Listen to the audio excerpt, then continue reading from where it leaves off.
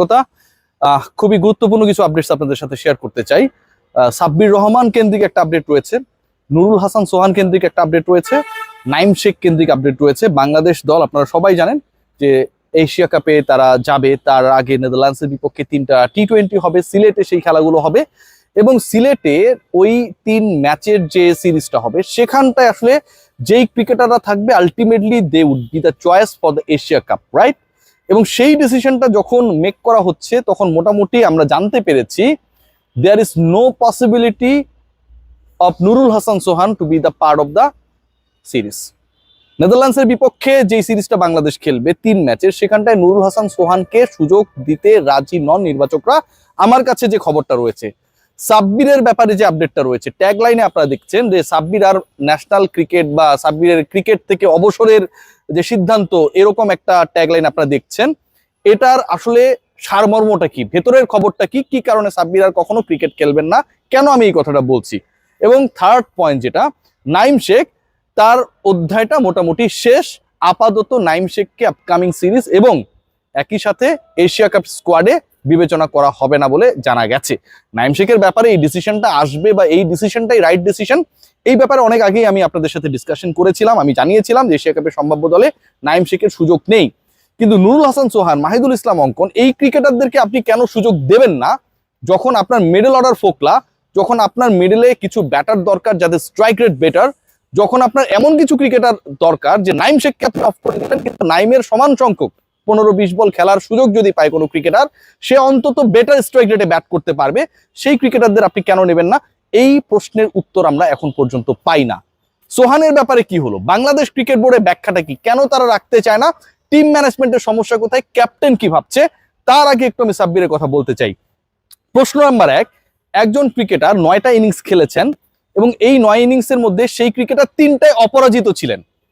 আপনি আপনার দৃষ্টিকোণ থেকে বা যে কেউ যদি কোনো বিশ্লেষণ করে, বড় বিশ্লেষক, তাকে কি আপনি খারাপ ক্রিকেটার বলতে পারেন?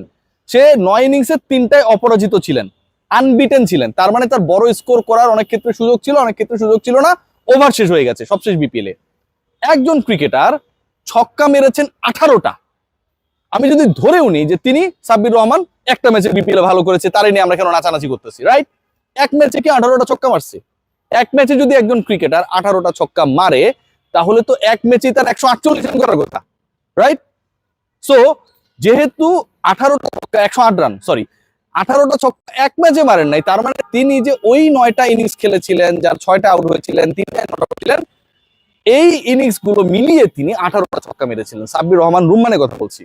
যেই ছেলেটা 18টা ছক্কা কোন একটা টুর্নামেন্টে মারে, তাকে আপনি টি-20 কোন ফরম্যাটে, ন্যাশনাল টিম বাদ দেন, জাতীয় পর্যায়ের অথবা আন্তর্জাতিক পর্যায়ে যে আপনি দলগুলো পাঠান, কোনো সেটআপে বিবেচনা করবেন না। এটা কি হতে পারে? এটা হয়েছে। আমরা অনেকেই বলি না যে সূর্য অনেক সুন্দর। কেউ যদি কাউকে জিজ্ঞেস করে যে সূর্য কত সুন্দর, তুমি দেখেছো? উত্তর দেয় যে না, আমি আসলে তাকিয়ে দেখতে পারিনি। কেন দেখতে পারিনি জানেন? কারণ তার আলোটা এত বেশি যে চোখ ঝলসে যায়। সাব্বিরের পারফরমেন্সটা লাস্ট বিপিএল ছিল সূর্যের মতো, এবং আমাদের সিলেক্টররা আই থিঙ্ক ওই ছোট্ট বাবুটার মতো সেই পারফরমেন্সটা দেখে নাই, যদি তাদের চোখ ঝলসে যায়। সূর্যের দিকে তাকানোটা যেমন অসম্ভব হয়ে পড়ে, অনেকটা সেরকম ডিফিকাল্টিসের মধ্যে আমাদের ন্যাশনাল সিলেক্টররা হয়তো ছিলেন। একজন ক্রিকেটারকে আপনি কোনো ধরনের কোনো সেটআপের মধ্যে রাখবেন না despite having 160 strike rate, despite hitting at least 18 sixes, despite maintaining a better strike rate with not out innings, আপনি কোথাও রাখবেন না। এটা কখনো লজিক্যাল হতে পারে না। সো সাব্বির যেহেতু কোথাও নেই, ভালো পারফরমেন্স কোথায় করেছে? বিপিএলে করেছে। টি-20 আর টুর্নামেন্ট হয়েছে নাকি যে ভালো পারফরমেন্স দেখিয়ে তাকে দলে আপনি নেবেন বা নেবেন না? এই প্রশ্ন যারা করে, কোথায় সাব্বির ভালো খেললো? ভাই বিপিএল এর পরে টি-20 কোন টুর্নামেন্ট হয়েছে? হয় নাই তো, তাকে তো কোথাও রাখাই হয় নাই।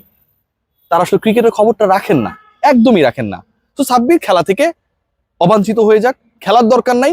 এবং যতদিন অন্তত এই সিলেকশন প্যানেল থাকবে, তার আসলে খেলাটা আমি মনে করি যে তার একটা মৌখিক অথবা মানসিক অবসরে চলে যাওয়া ভালো। সাব্বিরের অবসরটাই ভালো। আমরা সাব্বিরকে নিয়ে কেউ ডিসকাশন করবো না। যারা পছন্দ করেন না তাদের শোনা লাগলো না, আর যারা কাউন্টার রিপোর্ট বানান তাদেরও শোনা লাগলো না। নুরুল হাসান সোহানের ক্ষেত্রে কি ঘটনাটা ঘটেছে দেখেন, কি ভয়াবহ। সাব্বিরের ক্ষেত্রে আপনি বলছেন যে সাব্বির তো আসলে ওই একটা টুর্নামেন্টে কিছু ভালো খেলেছে, অথচ তারপরে কোনো আপনার ন্যাশনাল টি-20 টুর্নামেন্ট হয় নাই, কোনো টি-20 চ্যালেঞ্জে তাকে আপনারা দেশের হয়ে, এ টিমের হয়ে কোথাও খেলার নাই, এইচপির হয়ে কোথাও খেলার নাই। সো আপনি যে লজিকটা দিচ্ছেন, এই লজিকটাই তো আসলে কোনো লজিক্যাল হয় না। নুরুল হাসান সোহানের ক্ষেত্রে তাহলে কেন এই লজিকটা আপনি অ্যাপ্লাই করছেন না? তিনি সব জায়গায় ভালো করেছেন, তিনি বিপিএল ভালো করেছেন, তিনি এনসিএল এ ভালো করেছেন, তিনি ঢাকা প্রিমিয়ার লিগে ভালো করেছেন, তিনি এ টিমের সাথে নিউজিল্যান্ডের বিপক্ষে ভালো করেছেন, শতক মেরেছেন, তিনি গ্লোবাল সুপার লিগে একটা দলকে নেতৃত্ব দিয়েছেন, সেখানটাও তিনি তার মতো করে ভালো করেছেন। সব জায়গায় ভালো করা একজন ক্রিকেটার, বাংলাদেশের no doubt best wicket keeper, তাকে আপনি সুযোগ দেবেন না? তিনি এই সুযোগটা ডিজার্ভ করে না? সাব্বির কোথাও ভালো করেনি যদি আমি মেনেও নি, সোহান তো সবখানে ভালো করেছে, তাকেও আপনারা নেদারল্যান্ডসের বিপক্ষে যে 3টা ম্যাচ বাংলাদেশ খেলবে সেখানটা আপনারা নেবেন না? লজিকটা কোথায়? আজকে সাব্বির বা সোহান আমার সেই মিডল অর্ডারের ভরসা হতে পারে, আমার হায়ার স্ট্রাইক রেটের ব্যাটার হতে পারে। আজকে যখন আমরা শুনি যে সিলেটে বাংলাদেশ ওই 3টা টি20 খেলবে, কারণ হাই স্কোরিং ম্যাচেস গুলো সিলেটে হয়, তার মানে কি আবুধাবিতে বাংলাদেশের ম্যাচেস গুলো হাই স্কোরিং হবে, রাইট? হাই স্কোরিং ম্যাচে যেই ম্যাচেসে ব্যাটাররা স্কোর করতে পারে, বল ব্যাটে আসে, পাওয়ার হিটিং কাজে লাগে, সেখানটা আপনি সোহান আর সাব্বিরকে নেবেন না? আপনি নেবেন না, কারণ এরা হচ্ছে সূর্যের মতো, আপনি তাকাতে ভয় পান, সানগ্লাসও কাজ করে না আপনাদের। বাংলাদেশ দল এভাবেই চলছে, বাংলাদেশ দল নিয়ে যে তামাশা চলছে, এই তামাশা বন্ধ হওয়া উচিত। আমি একা বলে যাই, অনেকে কাউন্টার মানে, কিন্তু এই বলাটা আর কতদিন কতবার একজন সম্পর্কে বলা যায়? সাব্বিরের মতো সোহানেরও অবসরে চলে যাওয়া উচিত, খেলার দরকার নাই ভাই। অথবা আপনারা বলে দিন যে ন্যাশনাল টিম আমি খেলতে চাই না, অন্য সব জায়গায় খেলবো। এই যে আলোচনাগুলো হয়, এই আলোচনা এদেরকে নিয়ে যারা সমালোচনা করে, তারা কি জানে যে এরা কি করেছে? আপনার নাইম শেখের সাথে অনেক সময় সাব্বিরকে মিলিয়ে দেন, এটা কি লজিক্যাল? সাব্বির রহমান রুম্মান ন্যাশনাল টিমে যখন রেগুলার সেটআপে ছিল, কতটা আক্রমণাত্মক ছিল, কতটা আমাদের জন্য ক্লিনিক্যাল ছিল, প্রতিপক্ষের জন্য কতটা ভয়ঙ্কর ছিল, কতটা ডিস্ট্রাকটিভ ব্যাটার ছিল, একটু হাইলাইটস দেখে আইসেন। নুরুল হাসান সোহানের এখনো ওয়ানডের এভারেজ 82, যতগুলো সুযোগ পেয়েছেন হয় অপরাজিত থেকেছেন অথবা রানস করেছেন, 82। আপনি তাকে কোথাও বিবেচনা করছেন না। একজন ক্রিকেটার লাস্ট ওভারে 30 রান নিয়ে একটা ম্যাচ জিতিয়েছে, সেটা যে পর্যায়েরই ম্যাচ হোক, it was a very tough task, Sohan did it. আপনি তাকে বিবেচনায় নিচ্ছেন না, তাহলে আপনার বিবেচনায় কারা ভাই? কারা? এই আলোচনা কে করবে? জাতীয় দল তামাশার জায়গা না। জাতীয় দলে যা হচ্ছে, জাতীয় দলের সিলেকশন নিয়ে যা হচ্ছে, এবং এটাকে পরবর্তী সময় আপনারা যেভাবে লাবরেট করার চেষ্টা করছেন যে হোয়ার সাব্বির ডিড ওয়েল, এই প্রশ্নটা যারা করেন তারা কেন এটা বলেন না Sohan did well in every format? ওই আলোচনাটা আপনারা কেন করেন না? তাহলে তারে কেন রাখা হয় না?